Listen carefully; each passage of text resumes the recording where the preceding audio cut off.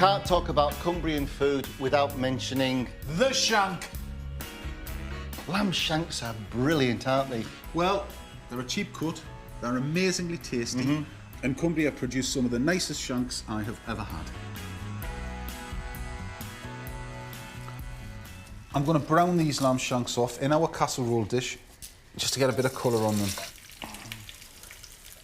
So these are flageolet beans that have been soaked overnight. I'll pop them into the water and boil them for 10 minutes. So while Mr. King's browning off, I'll get on my veggies. So to skin tomatoes, put a cross across the base like so.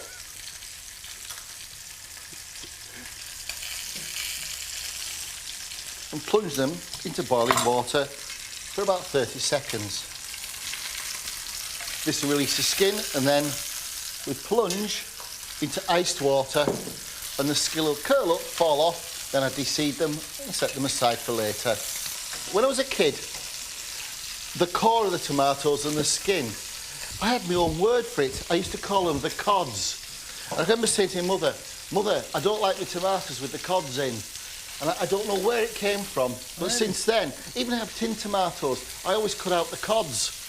See, the skin just peels off. Now you plunge it into cold water to cool the tomatoes down, to basically stop it cooking.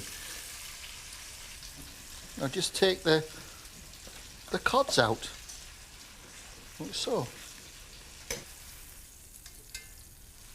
The veggies I start off with are finely chopped fennel, carrot and onions.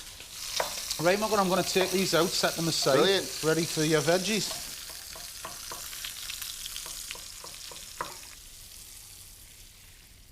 Right, so we put this in to sweat down.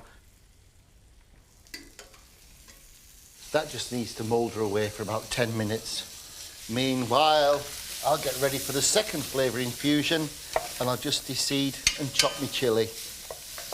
And I'm going to chop the garlic for this. I want it a little bit rustic.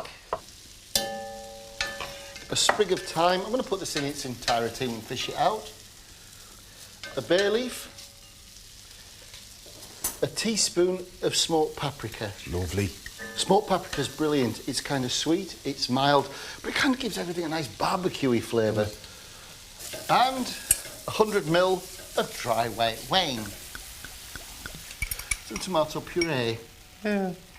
A tin of anchovies. Since Victorian times, anchovies have been used to season lamb. And then just push that through. And we just need to reduce that by half. Right, mate.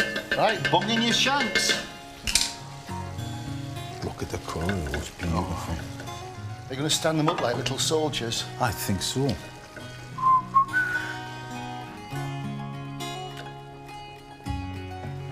Now our cooked beans go in the top. They're almost buried in them.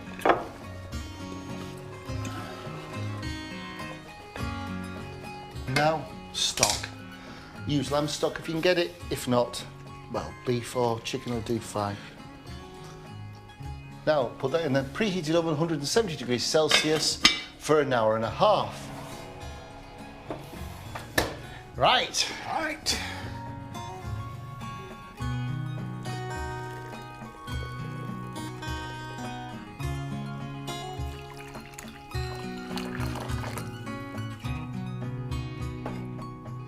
Right, it's been an hour and a half. It's time for those tomatoes. And just pop them in. They're going to cook down to give us a bit more flavour. And that goes back into the oven for another hour and a half. Slow, slow, quick, quick, slow. Well, we're nearly there, Kingy. That's it, dude. Bit of mustard mash. Mustard mash, I'll mash. Are you ready for butter? I am, mate. Oh. Salt. Yes, please. Oh, Dave, look. It's come up lovely, that Oh, mash. it has. It has. And mustard. I think that should be enough. Perfect, Mr. Myers. Let's get the shanks. You know, when you cook lamb shanks, there's always a sense of anticipation, isn't there? Yeah. That's what I love about casseroles, taking the lid off. Oh, where have they gone? Have to be careful, they're dropping to pieces. Oh, look at that.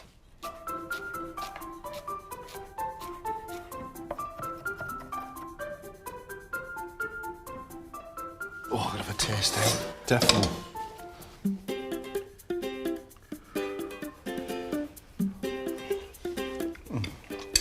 Oh, man. Big, bold, comforting flavours. Wonderful. Beans are superb. Oh, lamb's been around for thousands of years, and you know, Cumbria has some wonderful lamb, and I think this really does it justice.